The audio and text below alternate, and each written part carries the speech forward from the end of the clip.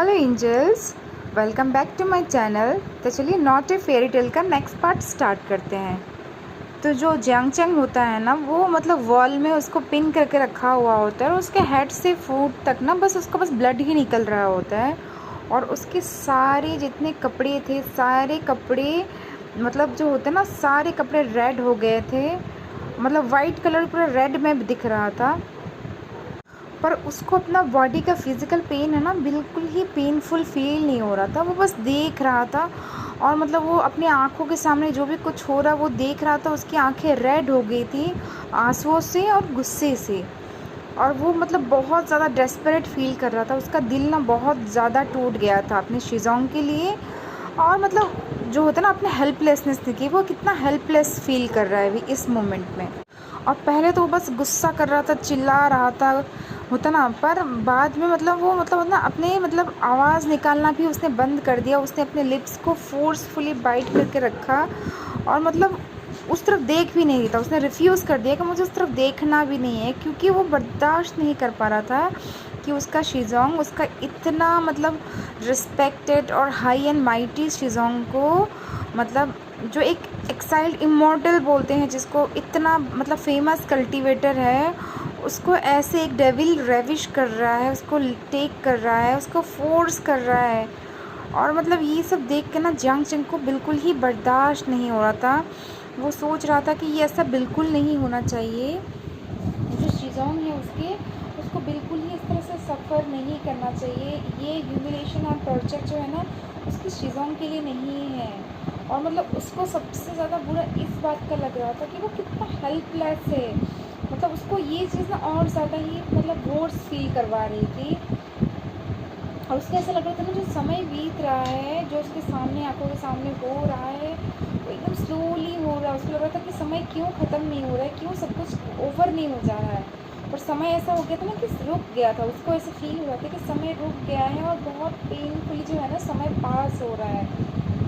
और मतलब ऐसा फील हो रहा था कि उसका खून अब तक सूखा नहीं है, मतलब होता ना।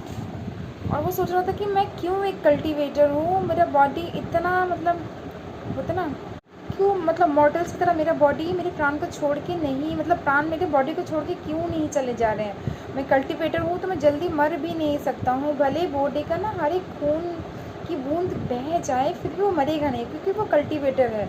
आज फर्स्ट टाइम जियांग चैंग को ना मतलब बहुत ज़्यादा ही खुद के कल्टीवेटर होने पर दुख हो रहा था। और फिर वो सोच रहा है कि मेरा ज़िंदा रहना, मैं मतलब होता ना बस एक टूल बन के रह जाऊँगा उस डेविल के हाथ का, जो मेरे शिज़ोंग को ह्यूमिलेट कर रहा है। और क्योंकि डेविल को पता है कि वो उसकी शिज़ोंग की वीकनेस बन सकता है, और इसीलिए डेविल उससे चाहता है, उसे जानबूझ के डेविल तरपा रहा है, पर उसे ज़िंदा रखा हुआ है। और जब सब कुछ ओवर हो जाता है तो लंजान जो है अपना एक रॉब उठा के, अपर रॉब जो होता है, उसको वे वर्जन की बॉडी में डाल देता है और उसको हॉरिजॉन्टली ना अपने आर्म्स में उठा लेता है। और खुद जो लंजान है उसके भी मतलब अपर रोब्स जो होते हैं ना, वो थोड़े से ओपन होते हैं, तो उसके नेक में और जो क्लेविकल्स उसमें मार्क है ना, बिल्कुल दिख रहे होते हैं। और वे विजन जो है वो बिल्कुल कोई प्रोटेस्ट नहीं करता है, वो जैसा है बिल्कुल वैसे ही पड़ा रहता है, सैड। और एकदम होता है ना, ऐसा लग रहा था लाइफलेस बॉडी है, वैसा फील कर रहा होता है। और वो सोच रहा होता है कि ये जो चीज़ें हैं मैं खुद के ऊपर ही खुद लेके आया हूँ। लंजन ने मुझे वापस डेड से रेसरेक्ट इसीलिए किया है कि वो मुझे बॉडी को पेन दे सके, और मतलब मुझे पेन दे सके। और अभी जो पेन है ना, उसके बॉडी में से नहीं, उसकी आत्मा से आ रही है, उसका दिल दुख रहा है उसके लंजन को ऐसे देख के। और जब उसको गोद में उठा लेता है लंजान, तो वो वेइंग के जो होता है ना लिप्स को किस करता है, जो लिप्स को बाइट करता, कि वेइंग मोन ना कर पाए, बल्कि वेइंग ने ना खुद के लिप्स को बाइट करके रखा था। और इसकी वजह से ना मतलब उसके लिप्स ब्लडी हो गए थे, कट गए थे थोड़े से। और लंजान जो है ना उसी लिप्स में किस करता है, उसको थोड़ा ब्लड का टेस्ट भी आता है, फिर भी उसे किस करता है और बोलता है कि मैंने उसकी जान को छोड़ दिया, आप हैप्पी हो ना। और ये सुन के ना वेव विजन मतलब होता ना काँप जाता है, उसके अंदर दिल ना एकदम काँप जाता है। उसको इतना पेन फील हो रहा था, उसको मन कर रहा था कि मैं मर जाऊं। पर लंजन का एक्सप्रेशन देख के ना वो कुछ बोलता ही नहीं है, वो चुपचाप साइलेंट रहता है। उसके बाद जो होता है ना वेवविजन लंजन के साथ उसके एम्ब्रेस में ही वो लंजन जो है वेवविजन को लेके अपने डायमंड पैलेस से वहाँ चला जाता है और तब तक कुछ दूसरे डायमंड कल्टिवेटर्स भी आ गए होते हैं। तो वो डायमंड कल्टिवेटर्स को बोल देता है कि इन सबको उठा के तुम बुरियल माउंट्स के दूसरे पैलेस में, डायमंड पैलेस के पास ही कुछ और जो पैलेस वगैरह है वहाँ पे ले जाओ और इसको इलाज कर दो, बोल के वो जियांगचंग को ले जाने का आदेश देते हैं। और बाकी कल्टिवेटर्स ऐसा ही करते हैं, जो डायमंड्स होते हैं वो जियांगचंग को वहाँ से निकालते हैं और उसको ले जाते हैं। फिर जब जाके बेड में वही भूषण अकेला होता है, जब लिखता है कि कोई नहीं है, जब रात को उसको टाइम मिलता है तो जो अंदर से ना जो टाइगर सील है उसके अंदर से बोलता है कि मास्टर, आज आपने बहुत बड़ा रिस्क लिया था और मेरे कैलकुलेशन के हिसाब से अगर लंजा मतलब जियांगचंग को मार देता तो आप शायद ना मतलब बहुत ज़्यादा ही रिग्रेट करते, आपका जो एक्टिंग है ना वो एक्टिंग धरा का धरा रह जाता। तो वे विजन होता है ना, स्माइल करता है, बोलता है कि नहीं, मैं ही लंजा को मैं सबसे अच्छा जानता हूँ, मेरे लंजा को मेरे से अच्छा कोई जान नहीं सकता है।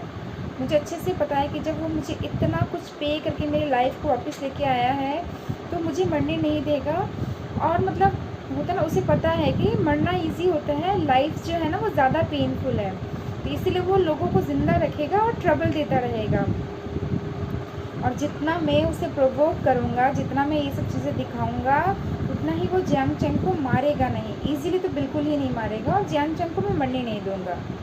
और वैसे ही मैं चाहता था कि जियांगचंग को पता चल जाए कि मैं कौन हूँ, क्योंकि वो मेरा फ्यूचर में मतलब होता है ना, मेरा नाम क्लियर कर सकता है। जो भी कुछ हो रहा है फ्यूचर में, जब सब कुछ का क्लियरेंस का ज़रूरत पड़ेगा तो वही मेरा नाम क्लियर करेगा। और मैं इसीलिए ना 2 बर्ड्स से एक स्टोन, मतलब एक स्टोन से 2 बर्ड्स को मार रहा हूँ। एक तो लंजान को भी जो है बता रहा हूँ कि मेमोरी वापस आ गई है मेरी, और दूसरा मुझे खुद का आइडेंटिटी भी रिवील कर दिया है उसके सामने।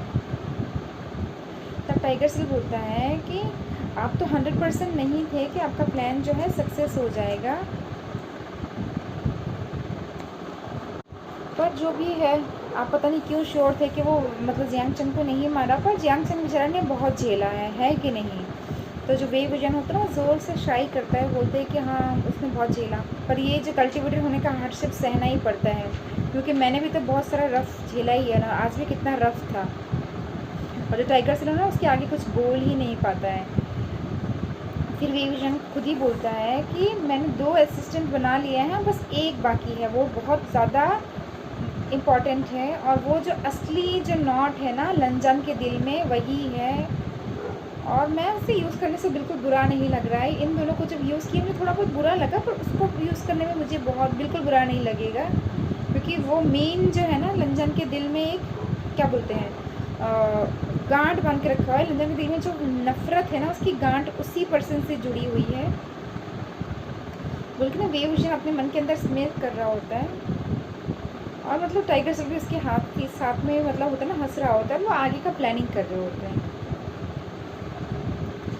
अब क्या होता है, जब लंजान वे विजन को ले जाता है डेविल पैलेस में और वहाँ पे उसको बेड में छोड़ देता है, तो वे विजन का बॉडी ना ऑलरेडी बहुत ज़्यादा पेन कर रहा होता है, उसका बॉडी बहुत फ्लश कर रहा होता है। मतलब ह्यूमिलेशन भी है ना, किसी और पर्सन के सामने आपको ऐसा एक होता है ना डिसरिस्पेक्ट किया जाए, तो किसी को भी थोड़ा ह्यूमिलेशन फील होगा, तो वो वे विजन है ना उसको भी ह्यूमिलेशन फील हो रहा होता है, पर वो डेस्परेट था सिचुएशन में, वो कुछ कर नहीं सकता था।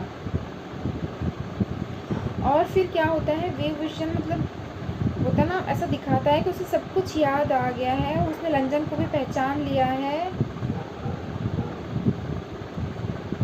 और मतलब लंजन जो उसके सामने होता है ना, लंजन को बहुत ध्यान से स्क्रूटिनाइज कर रहा होता है, और जो लंजन है वो भी अब बिल्कुल डिफरेंट बिहेव कर रहा होता है। जो उसके अपीयरेंस और जो टेम्परामेंट है ना, वो भी बिल्कुल ऐसे तो चेंज हो ही गया है, क्योंकि जो प्रीवियस लंजन था है ना, वो मतलब एकदम कूल था, एकदम जेंटल पर्सन था और बहुत ज़्यादा डिवोटेड लवर था।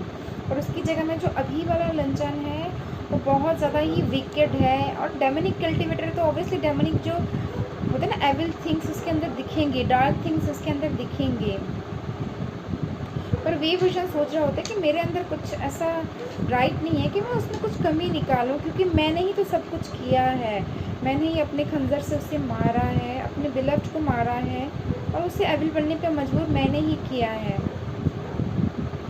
लंजन जब देखता है ना कि वे विजन ऑब्जर्व कर रहा है उसे, तो वो वे विजन के पास आता है, उसके चिन्ह को ग्रिप करता है और एकदम कठोर तरीके से बोलता है कि तो आपको सब कुछ याद आ गया। अब वे विजन होता है ना, कुछ बोलना चाहता है पर समझ में नहीं आता कि क्या बोले। सोच रहा होता है कि ये पर्सन मुझे लाइफ में लेके आया, पर मतलब होता है ना, वो अपने जो मिस्टेक्स हैं उससे किसी भी तरह करके रिकवर नहीं कर सकता। वो बोलेगा भी कि क्या क्या बोलेगा, उसका बोलने के लिए कुछ है ही नहीं। अब जो होता है ना, लंजन वेवविजन को अपने आर्म्स में, अपने बाहों में भर लेता है और उसके प्यार में ना एकदम हल्की सी मुस्कुराहट के साथ बोलता है कि मैं आपका बहुत वेट कर रहा था, 13 साल हो गए। 13 साल कम समय नहीं होता है, सब आपकी गलती है। आप मुझे छोड़ के चले कैसे गए, अकेले अकेले चले गए, मेरे बिना वेट किए ही आप चले गए। मुझे कितना समय लग गया आपको ढूंढते और आपको वापस लाते। और इस बार वो बहुत ही टेंडर और एकदम जेंटल तरीके से बोल रहा होता है, पर वेवविजन को पता है कि इसके जेंटलनेस के पीछे ना एक डीप है हेट्रेड है, एक रिसेंटमेंट उसके दिल में है। जो लंजन होता है ना, वो बोलता है कि मतलब गगा, आपके लिए मैंने ये बॉडी बनाई है, कैसी लग रही है आपको ये बॉडी? और ये बॉडी बहुत ही यूनिक है, ये कभी एज नहीं होगी, कभी मरेगी नहीं, और हमेशा हम साथ रहेंगे, और हमेशा मैं आपको प्रोटेक्ट करूँगा, अपने पास रखूँगा। और ये मतलब बोल रहा था ना, इतना ऑब्सेसिव होकर लंजन बोल रहा था ना कि वेवविजन को वो समय याद आ जाता है कि काफ़ी समय पहले उसने ऐसा क्या किया था कि उसके इतने प्यारे से पर्सन को उसने ऐसा कर दिया। और मतलब उसने खुद ही इतने प्यारे से पर्सन को ऐसा बना दिया। फिर वो सोच रहा होता है कि काश मुझे कुछ याद रहता ही नहीं, जेन्युइनली रियली मुझे कुछ याद नहीं रहता, मैं एक पपेट रहता बिना मेमोरी के, वो सही रहता। तो मुझे सब याद आने के बाद में मैं कंपैरिजन में मतलब होता है ना, बाध्य हो जाता हूँ। और मतलब ये प्राइस है जो मुझे पे करना पड़ेगा मुझे अपने ही कर्मों के लिए। वेवविजन ना कुछ बोलता नहीं है, वो एकदम आँखें झुका लेता है और एकदम धीरे स्वर में बोलता है कि आई एम सॉरी। और लंजन है ना, मतलब वो आई एम सॉरी सुनकर उसकी आंखों में ना गुस्सा और जाग जाता है, उसकी आंखों से, चेहरे से स्माइल बिल्कुल गायब हो जाती है। वो बिल्कुल हेट्रेड के साथ बोलता है कि मैंने आपको पहले ही बोला था कि आपको मुझसे माफ़ी मांगने की ज़रूरत नहीं है, क्योंकि आप मुझे हेट करोगे, और मैं चाहता हूँ आप मुझसे हेट करो, है ना। मुझे आपका पिटी नहीं चाहिए, आपकी दया नहीं चाहिए, आप मुझसे हेट करो जैसा मैं आपसे हेट करता हूँ। उसके बाद वेवविजन कुछ नहीं बोलता है, अपनी आंखें बंद कर लेता है। और वो जियांगचंग के लिए भी प्लीड नहीं करता है, क्योंकि अगर वो जियांगचंग के लिए प्लीड करेगा तो लंजन उसका गुस्सा उसी पे निकालेगा और जियांगचंग की हालत और ख़राब कर देगा। उससे अच्छा है कि अभी कुछ बोलना ही नहीं है। पर वेवविजन को ना इस टाइम में बहुत ही ज़्यादा हेल्पलेस फील कर रहा होता है। उसे पता है जब आदमी इमोर्टल बनता है, इमोर्टल बनने का जो कल्टिवेशन का पाथ होता है ना, वो बहुत ही बम्पी है। और उसमें मतलब बहुत सारे लोग मरते हैं, उनकी बॉडीज़ ख़राब हो जाती हैं, डिस्ट्रॉय हो जाती हैं। पर जो भी है, मतलब ये सब ना एक क्या बोलते एक जर्नी का ही एक पार्ट है। और उसे ये भी पता है कि वो और लंदन दोनों ही वैसे ही जर्नी के एक पार्ट हैं, एक पपेट्स हैं, एक्चुअली एक प्लेथिंग है हेवेंस के। ठीक है, तो ये कल्टीवेशन का वर्ड उसे पता है कि जितना वो अच्छा दिखता है उतना ही क्रूएल भी है, इसलिए वो कुछ करता ही नहीं है, कुछ बोलता ही नहीं, कुछ शो ऑफ। उस दिन के बाद से जो ना है वो मतलब लंजन ना कभी भी वेवविजन को अपने बेड चैम्बर से बाहर जाने नहीं देता है। और मतलब उसको ना अपने रूम के अंदर ही बंद करके रख दिया होता है, और अपने रूम के अंदर उसके ना हर रोज़ नई तरीके से ना बेड में उसको टॉर्मेंट करता रहता है। और वेवविजन का पेनफुल चेहरा देख के, दर्द से भरा हुआ चेहरा देख के ना लंजन को बहुत ही अच्छा लगता है। अब क्या हो गया होता है, वेवविजन ना लंजन का एक्सक्लूसिव प्रॉपर्टी बन गया होता है। यहाँ तक कि पूरा डायमंड रिल में ना ये बात फैल गई होती है कि जो नए एनवॉय थे उन्होंने अपना फेवर खो दिया है। और मतलब उसका रीज़न क्या है कि जो नए एनवॉय हैं उन्होंने अपने मिशन को 2 बार फेल किया है, और लॉर्ड जो है डेमन लॉर्ड ने गुस्से के मारे उन्हें मार दिया है। क्योंकि उस दिन के बाद ना उससे किसी ने नहीं देखा होता है। और जैसा लॉर्ड का हैबिट है कि वो मतलब मोस्ट लाइकली जो वेवविजन है, मोस्ट वन जो है अकॉर्डिंग टू डेमॉन्स, वो ऑलरेडी मर गए हैं। और सब लोग बहुत ज़्यादा ही डर गए होते हैं। लॉर्ड मतलब लग रहा होता है ना और ज़्यादा गुस्से में है, अभी बहुत ज़्यादा क्रूएल और ज़्यादा हो गए हैं, क्योंकि कुछ दिन पहले ही उन्होंने वैन किंग को सबके सामने, पूरे डेमन्स के सामने बीट कर दिया था, उनका गला काट के उसे मौत की सज़ा सुनाई थी। और मतलब उसके बाद से ही पकड़ लो, लॉर्ड जो है बहुत ज़्यादा इरिटेटेड रहते हैं, बैड मूड में रहते हैं। और मतलब 2 डेमन एल्वेज एक के बाद एक बीहेड करे गए हैं, तो ये सोच के ना मतलब पूरे के पूरे जो डेमन्स होते हैं वो डरे हुए रहते हैं एकदम। और इसीलिए जब भी वो लोग में से कोई भी डेमन, इवन डेमन होने के बावजूद भी ना कोई भी डेमन लॉर्ड के सामने जाता है, वो लोग बहुत ज़्यादा ही कॉशियस रहते हैं। मतलब प्रीवियस जितने कॉशियस रहते हैं ना, उससे लग रहा होता है कि 1000 गुना ज़्यादा कॉशियसली जा रहे होते हैं। और जो समय है ना वो एक्चुअली में बहुत पीसफुली जा रहा होता है। असल में क्या हो रहा होता है कि जितना पीसफुल डेमन रिलम दिख रहा है, उतना ही क्लाउड रिसेस में ना माहौल धीरे धीरे गर्म हो रहा है, क्योंकि जो जियांग चैंग है वो लैन किरण के लास्ट डिसिपल है, जिससे वो बहुत ज़्यादा ही प्यार करते हैं, क्योंकि अब उनके पास वही बचा हुआ है। वेव विजन के जाने के बाद ना लैन सेट का उत्तराधिकारी मतलब ऑलमोस्ट अब जियांग चैंग ही है। और मतलब जियांग चैंग के जो गुरु हैं, यानी कि जो लैन किरण है, वो कल्टिवेशन वर्ल्ड के ना एक बहुत ही इम्पोर्टेंट फिगर हैं, क्योंकि वो बस अभी जो होता है ना सेलेस्टियल रिल्म है उसको क्रॉस करने ही वाले हैं, उसके पीक में हैं। अब पीक में उनको एक होता है ना ब्रेक थ्रू मिलेगा, और वो मतलब होता है ना सेलेस्टियल रिल्म को, अर्थ रिल्म, हेवन रिल्म और सेलेस्टियल रिल्म तीनों को क्रॉस करके वो डायरेक्ट गॉड मतलब गॉडहुड में मिल जाएगा, उनको गॉडहुड मिल जाएगा। इमॉर्टल से ऊपर वो गॉड बन जाएंगे। तो मतलब इतना इम्पोर्टेंट पर्सन है, उसके डिसिपल गायब है, मतलब इसीलिए जो पूरा का पूरा क्लाउड रिल्म होता है वो बिल्कुल ही एकदम ना क्या बोलते हैं मतलब गर्म हो गया होता है। वहाँ की हवाएं ना गर्म चल रही होती है, माहौल बहुत गर्म होता है। ऊपर से जब उनको या तो मतलब ब्रेक थ्रू होने से पहले या तो उनकी मौत आ जाएगी या फिर वो गॉडहुड में चले जाएंगे, इसीलिए किसी ना किसी को तो लान सेक्ट का, लान रिल्म का, जो कल्टीवेशन वर्ल्ड का किंग बोल सकते हैं, उसका उत्तराधिकारी बनना ही है। ऊपर से उसके करंट स्टेटस में नया पर्सन को, डिसिपल को ला के उससे ट्रेन करना उनके पास इतना समय नहीं है। ऊपर से जियांग चैंग मोस्ट प्रॉमिसिंग उनका डिसिपल है, कैंडिडेट है, तो पूरा का पूरा लैंड सेट ना जियांग चैंग को खोना बिल्कुल अफोर्ड नहीं कर सकता है।